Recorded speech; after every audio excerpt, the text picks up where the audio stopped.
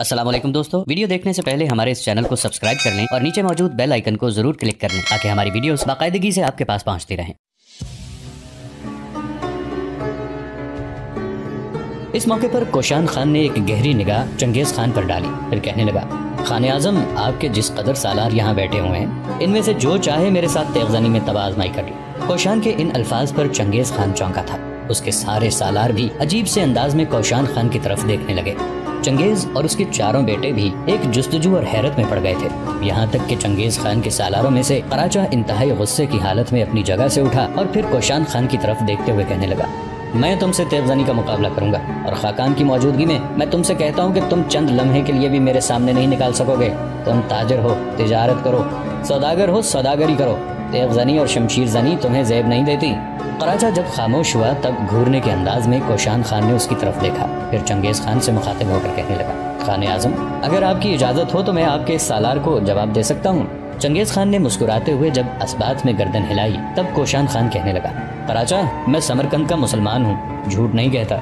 जरा अपनी तलवार संभाल कर खाने आजम के सामने आओ, यहीं तेगजानी का मुकाबला करते हैं, फिर देखते हैं मुकद्दर की बदबख्ती किस समत का रुख करती है, कामयाबी और फाजमंदी किसके गले में हार डालती है। कोशान के इन अल्फाज से चंगेज खान का सालार कराचा गजबनाक हो गया था, ताव खा गया था। लिहाजा एक झटके के साथ उसने अपनी तलवार बेनियाम की और आगे बढ़ा।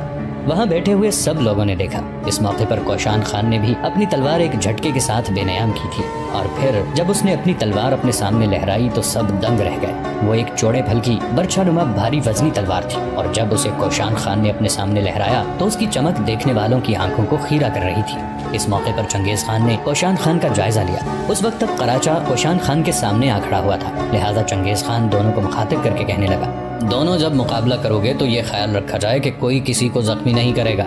अपनी ताकत, अपनी क़ुव्वत और अपनी हुनरमंदी का मुजाहिरा करने की खुली इजाज़त होगी। तुम दोनों के इस मुकाबले का फैसला मैं खुद करूँगा।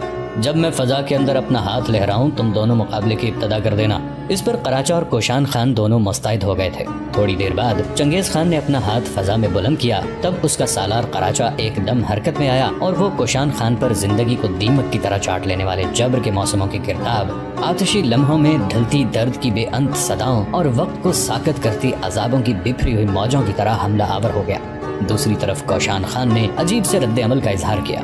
वो अजीब से शौक़ सरफरोशी, ज़ौक़ खुदागाही और नरग़े बातिल में सितारों की खुशगवार गर्दिश और कहकशाओं के दिल फरेब तलिस्म की तरह पुरसुकून होकर कराचा के हमलों को रोकने लगा था। ऐसा लगता था जैसे वो कराचा की जारहियत के मुकाबले में उसने अपने आप को दिफा तक महदूद रखने का फैसला किया हो। इस मौके पर चंगेज खान के सामने जो उसके सालार बैठे हुए थे उनमें से एक, जिसका नाम जायसी था, चंगेज खान के सबसे अच्छे सालार और दामाद पंजार की तरफ देखते हुए कहने लगा, ये तो दावा कर रहा था ये बहुत बड़ा तेगजन है, लेकिन इसने तो अपने आप को कराचा के मुकाबले पर सिर्फ दिफा तक महदूद कर लिया है। इस पर पंजार, जो बड़े गौर से कोशान खान की हरकत और सकनात का जायजा ले रहा था, वो अपने साथी सालार जायसी को मुखातिब करके कहने लगा, जायसी, मेरी एक बात याद रखना, ये समरकंद का सौदागर कोई आम तेगजन नहीं है। इसकी हरकत और सकनात से मैं अंदाज़ा लगा रहा हूँ कि ये शख्स नई रुतों का कोई खुगर, खाको खून भरी कहानियों और तूफ़ानी हिजान की दास्तानें रकम करने वाला खूनी सायों का कोई वहशी है। मेरे ख्याल में इसने जानबूझकर अपने आप को दिफा तक महदूद रखा है और इसी दिफा में ये कराचा को थका मारेगा।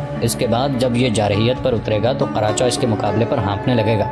यहाँ तक कहने के बाद पंजार मजीद कुछ कहना चाहता था कि उसे खामोश हो जाना पड़ा।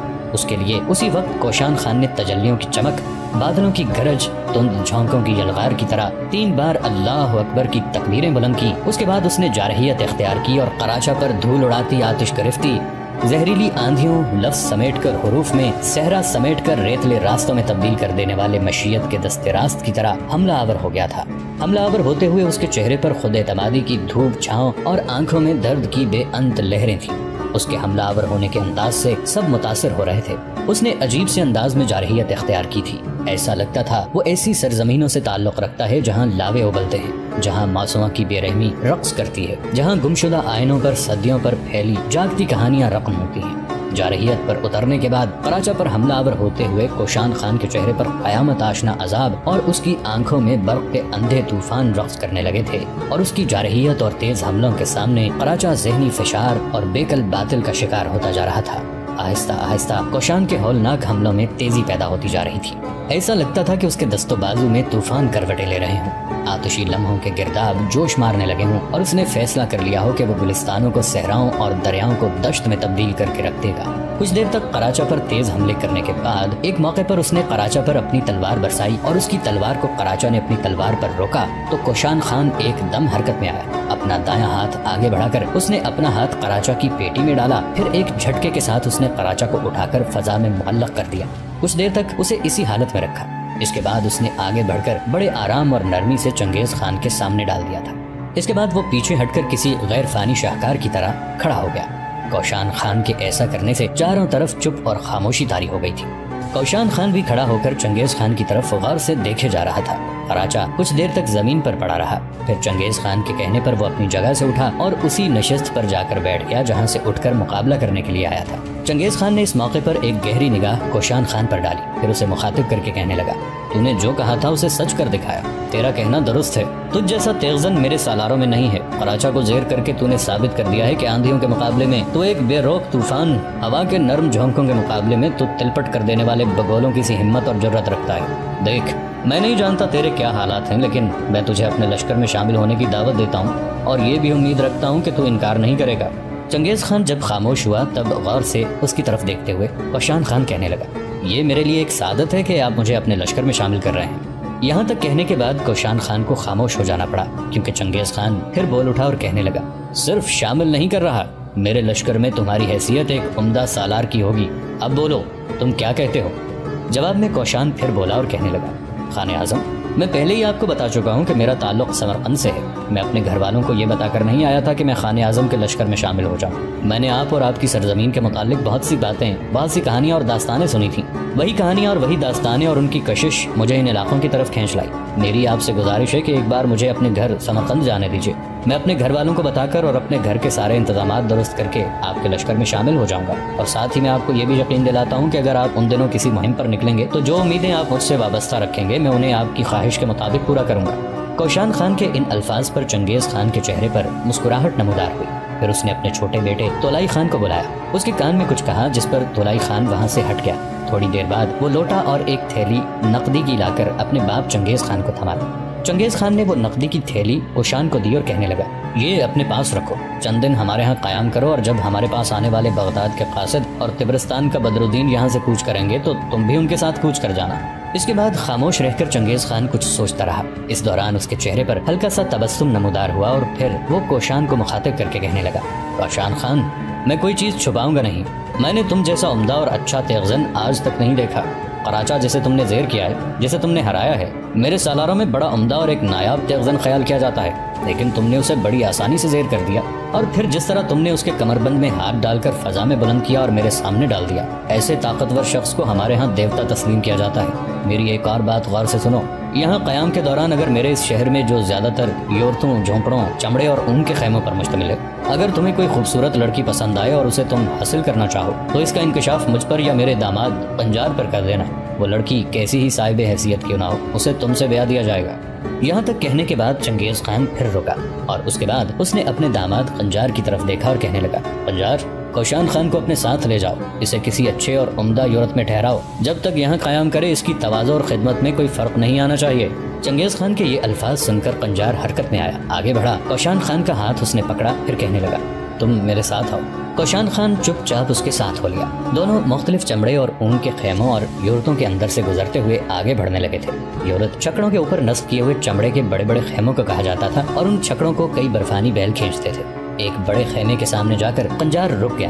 اس خیمے کے ایک طرف دو لڑکیاں تیغزنی کی مشق کر رہی تھیں۔ قنجار کو دیکھتے ہوئے وہ بھاگتے ہوئے اس کی طرف آئیں۔ جب وہ قریب آئیں تب قنجار مسکراتے ہوئے کوشان خان کو مخاطب کر کے کہنے لگا، ان میں جو دائیں جانب ہے یہ خان اعظم چنگیز خان کی بیٹی اور میری بیوی توبائی ہے، اس کے ساتھ جو نوعمر لڑکی ہے یہ اولون ہے، یہ میری چھوٹی چچا زاد بہن ہے۔ کوشان خان نے اس موقع پر ایک گہری نگاہ اولون پر ڈالی۔ وہ نوعمر تھی لیکن قد کی خوب تھی۔